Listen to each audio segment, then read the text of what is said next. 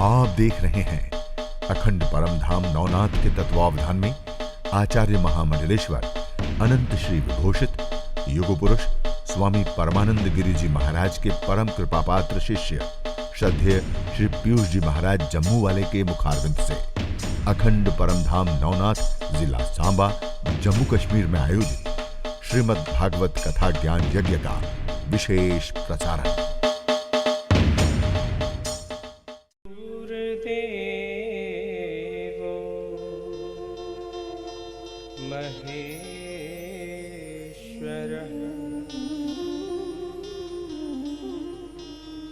गुरुः साक्षात् परब्रह्म तस्मै श्री गुरुवे नमः। ध्यानमूलं गुरुर्मूर्ति पूजामूलं गुरुर्पदम् मंत्रमूलं गुरुर्वाक्यं मोक्षमूलं गुरुः कृपा। सच्चिदानन्दरूपाय विश्वोत्पत्त्यादिहेतवे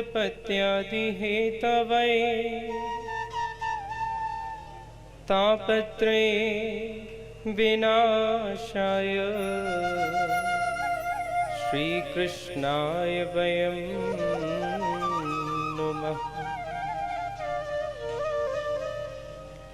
भक्त भक्ति भगवंत गुरु चतुर्नाम बपू एक।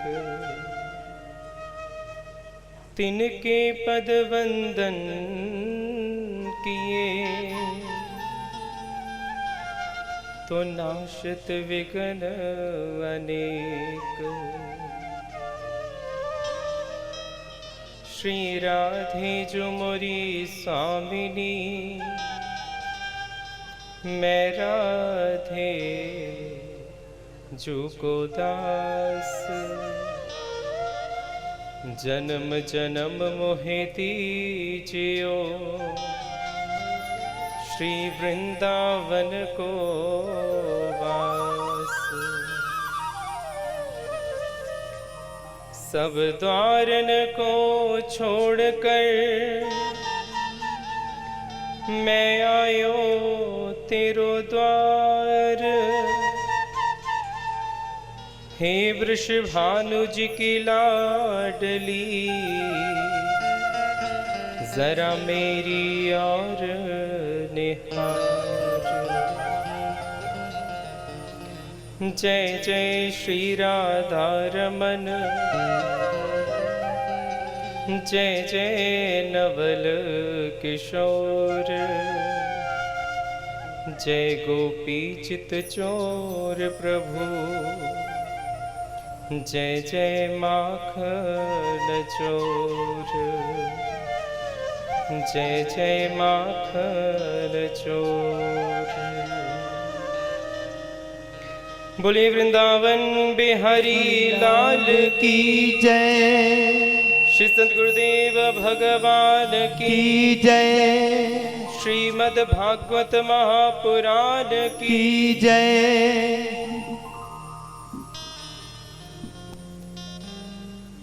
श्रीमद् भागवत की पावन कथा में प्रवेश करने से पूर्व आइए कुछ क्षण हरि भजनों के माध्यम से अपने मन और वाणी को हम पवित्र करें। सभी भाव से मेरे साथ साथ कहिए कि हर सांस में हो सुमिरन तेरा यूं बीत जाए ना जीवन मेरा। हर सांस में हो सुमिरन तेरा, हर सांस में हो सुमिरन तेरा। यूं बीत जाए ना जीवन मेरा, यूं बीत जाए ना जीवन मेरा।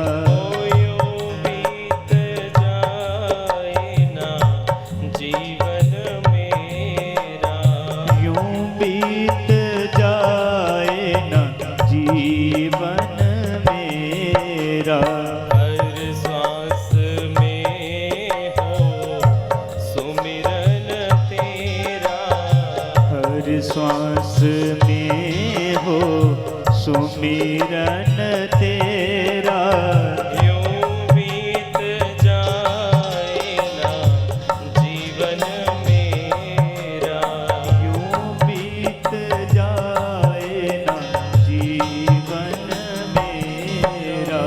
तेरी सेवा करते बीते साँझ सवेरा, तेरी सेवा करते बीते साँझ सवेरा, तेरी सेवा करते बीते साँझ सवेरा, तेरी सेवा करते बीते साँझ सवेरा। यूं बीत जाए ना जीवन मेरा, यूं बीत जाए ना जीवन मेरा।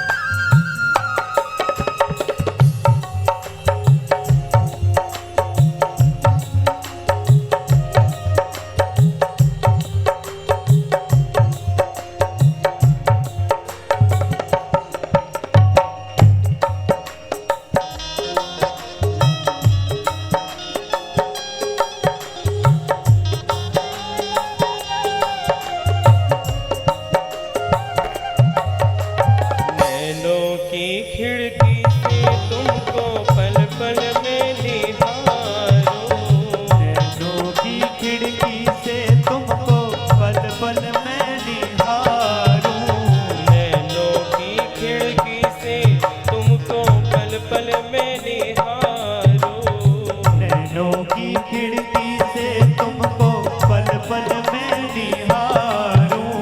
मन में बैठा लो तेरी आरती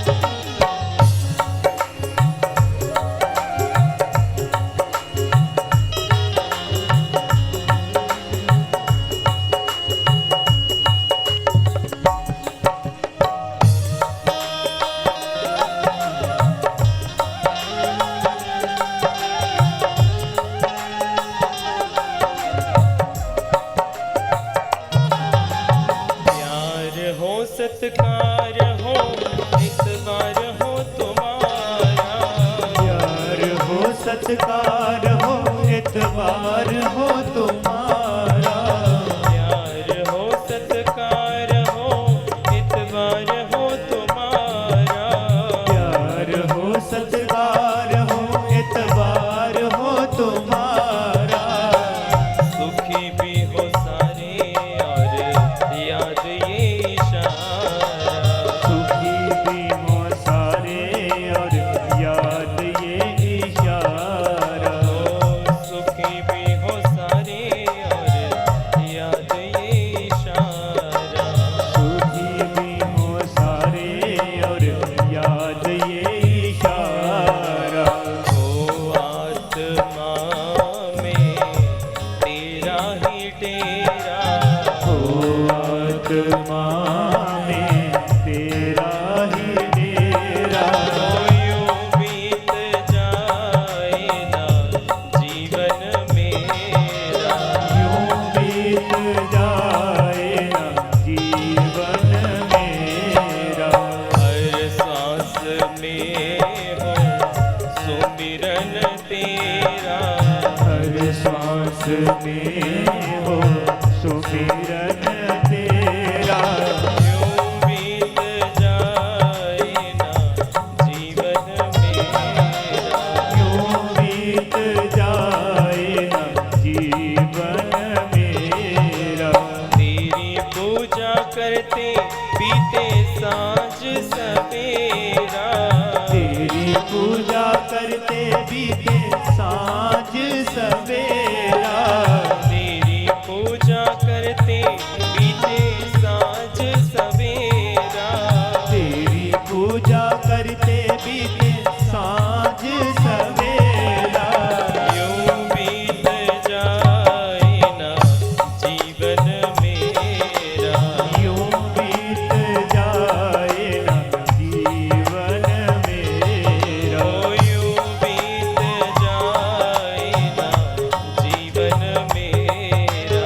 यूं बीत जाए ना जीवन मेरा। हर सांस में हो सुमिरन तेरा। हर श्वास में हो सुमिरन तेरा। यूं बीत जाए ना जीवन मेरा। यूं बीत जाए ना जीवन मेरा।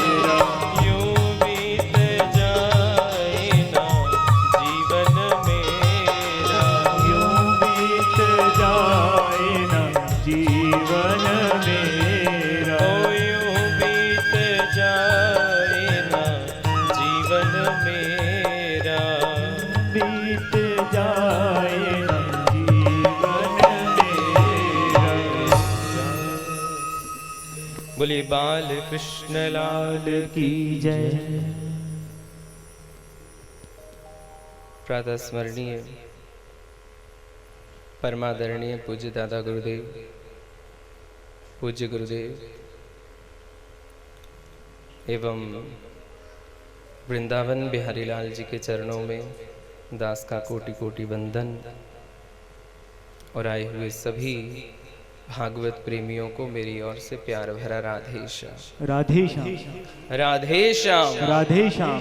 राधे श्याम। राधे श्याम।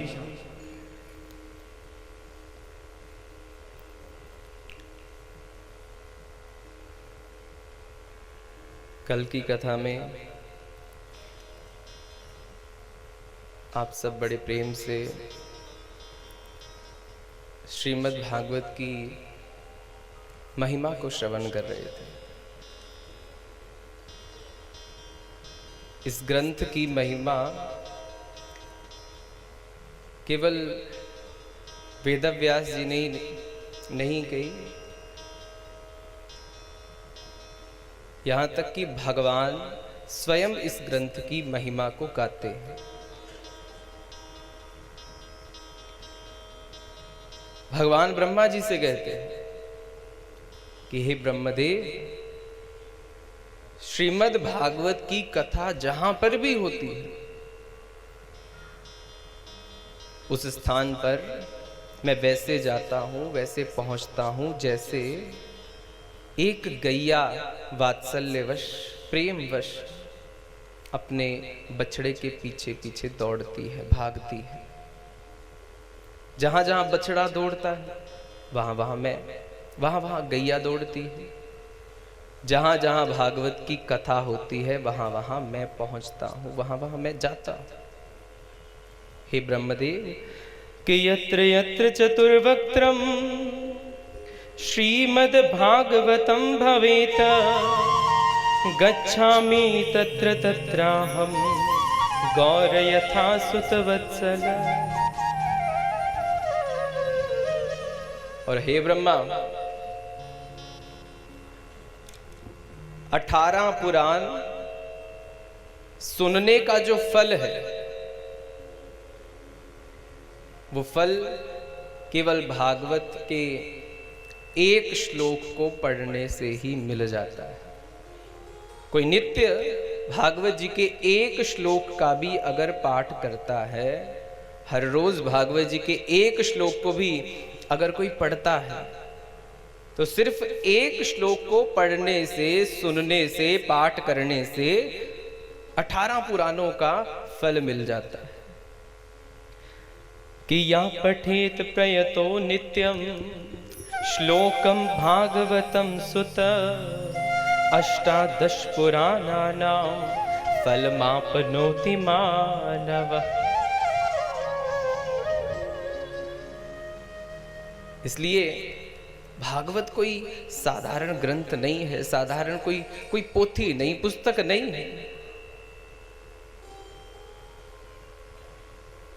भागवत साक्षात भगवान श्री कृष्ण ही है।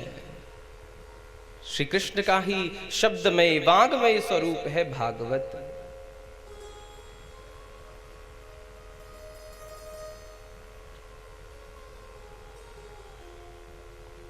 भागवत की ये पावन कथा गंगा के समान है। मां पार्वती ने शिव भगवान भोलेनाथ से जब जिज्ञासा प्रकट की कथा सुनने की, तब भोलेनाथ बहुत प्रसन्न हुए और कहने लगे कि हे भवानी, कि धन्य धन्य गिरिराज कुमारी, राम सिया राम सिया राम सिया राम, राम सिया राम सिया राम सिया राम। धन्य धन्य गिरिराज कुमारी, राम सिया राम सिया राम सिया राम। तुम समान नहीं को उपकारी, राम सिया राम सिया राम सिया राम। तुम समान नहीं को उपकारी, राम सिया राम सिया राम सिया राम। पूछहु रघुपति कथा प्रसंगा, राम सिया राम सिया राम सिया राम। सकल लोक जग पावनी गंगा, राम सिया राम सिया राम सिया राम।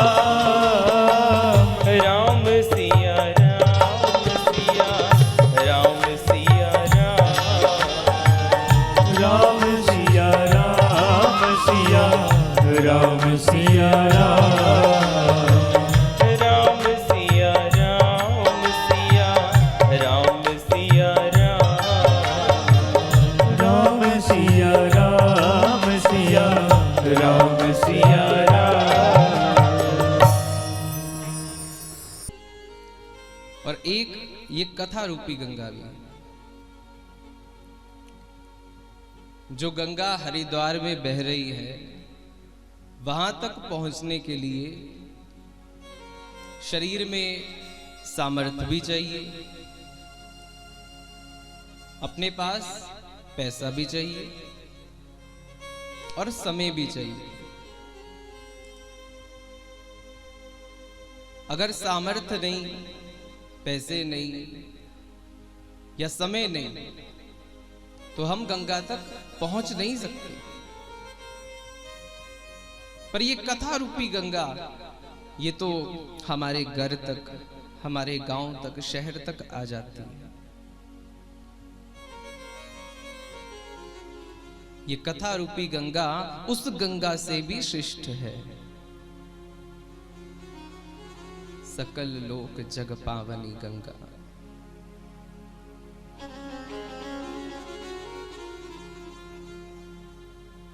आइए कथा के प्रथम स्कंद में प्रवेश करते हैं। व्यास जी लिखते हैं, पहला श्लोक कि जन्माद्यस्य यतोऽन्वयादितरतश्च चार्थेष्वभिज्ञा स्वराट् तेने ब्रह्म हृदय आदि कवये मुह्यन्ति यत्सूरयः तेजो वारि मृदां यथा विनिमयो यत्र त्रिसर्गो मृषा धाम्ना स्वेन सदा निहस्तकुहकं सत्यं परं धीमहि। वेदव्यास जी पहले श्लोक में परम उस सत्य का ध्यान करते हैं। कहते हैं कि मैं उस सत्य का ध्यान करता हूं जिससे ये सारी सृष्टि जन्म लेती है, जिसमें पलित तो होती है और अंत में जिसमें ही लीन हो जाती है। मैं उस परम सत्य का ध्यान करता हूं जिसने मात्र संकल्प से ही ब्रह्मा जी को वेदों का ज्ञान दे दिया। मैं उस परम सत्य का ध्यान करता हूं जिसकी माया से मोहित होकर ये जीव परमात्मा को असत्य और इस सारे झूठे मिथ्या संसार को सत्य मानता है, सत्य समझता है। आगे दूसरे श्लोक में कहते हैं कि धर्मः प्रोजित केतवोत्र परमो निर्मत्सराणां सतां वेद्यं वास्तवमत्र वस्तु शिवदं तापत्रयोन्मूलनम् श्रीमद्भागवते महामुनिकृते किं वा परेरीश्वरः सद्यो हृतवृत्ततेत्रकृतभिः शुश्रूषुविस्तक्षरा। व्यास जी कहते कि मैंने इस ग्रंथ में परम धर्म का निरूपण किया है और इस ग्रंथ की कथा का अधिकारी वो है जिसके भीतर मात्सर्य भाव नहीं, मत्सरता नहीं, ईर्ष्या नहीं। और ये ईर्ष्या इस जीव को, इस मानव को आगे बढ़ने नहीं देती। ईर्ष्या। एक संत बहुत सुंदर, उन्होंने अपने बगीचे में सुंदर सुंदर पुष्प लगाए, पेड़ पौधे सब लगाए। धीरे धीरे वो पौधे पेड़ बढ़ने लगे। पर एक दिन संत ने देखा कि सारे पौधे पेड़ ये मुरझा रहे हैं। संत जाकर के उन पेड़ों से कारण पूछते। सबसे पहले संत चकोड़े के छोटे से उस पौधे के पास गए, पूछा कि तू क्यों मुरझाया, तेरे मुरझाने का कारण क्या है। कहने लगा कि महाराज क्या बताऊं, ये सामने जो शीशम का पेड़ है हम दोनों साथ में आपने बोया हमारे बीजों को, हम दोनों साथ में बड़े हुए, लेकिन मैं तो छोटा रह गया और ये इतना बड़ा हो गया, इतना लंबा हो गया। मेरी हाइट इसके जितनी क्यों नहीं हुई? मैं इतना बड़ा क्यों नहीं हुआ? संत कहते अच्छा ठीक है। शीशम के पेड़ से पूछा कि भाई तू क्यों मुरझाया हुआ है?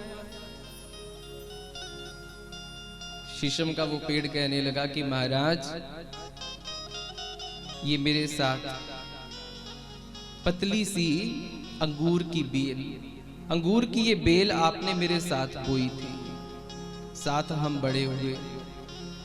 ये पतली सी बेल, इस पर इतने गुच्छे के गुच्छे अंगूर लगे, मेरे ऊपर ये फल क्यों नहीं लगे? मेरे ऊपर तो कोई फल नहीं लगा, इसलिए मैं मुरझा रहा हूं कि मुझ पर कोई फल नहीं लगा। संत ने अंगूर की उस बेल को देखा, वो भी मुरझाई हुई। पूछा उस बेल से कि तेरे मुरझाने का कारण? वो बेल कहती है कि महाराज, मुझ पर फल लगते हैं ये तो ठीक, लेकिन वो गुलाब का वो पौधा देखो, कितने सुंदर उस पर फूल लगते हैं, ये फूल मुझ पर क्यों नहीं लगते? संत ने गुलाब के उस पौधे को देखा, वो बड़ा खिला हुआ था, खिलखिला रहा था। वो संत गुलाब के उस पौधे से पूछने लगे कि बाकी सब तो मुरझा गए, तू क्यों इतना प्रसन्न है? तू क्यों इतना खिला हुआ है? गुलाब का वो पौधा कहने लगा कि महाराज, मैं तो उसी में प्रसन्न हूं जिसमें मुझे मेरे ठाकुर ने रखा है। भगवान ने जैसा मुझे बनाया है ना, मैं उसी में ठीक हूं, मैं उतने में ही अच्छा हूं।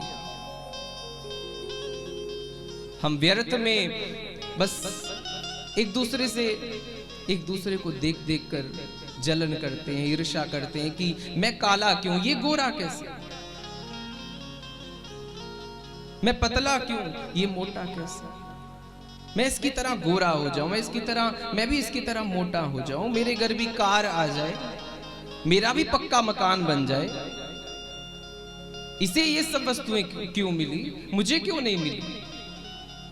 बस दूसरे को देखकर हम अपना मन खट्टा करते रहते हैं।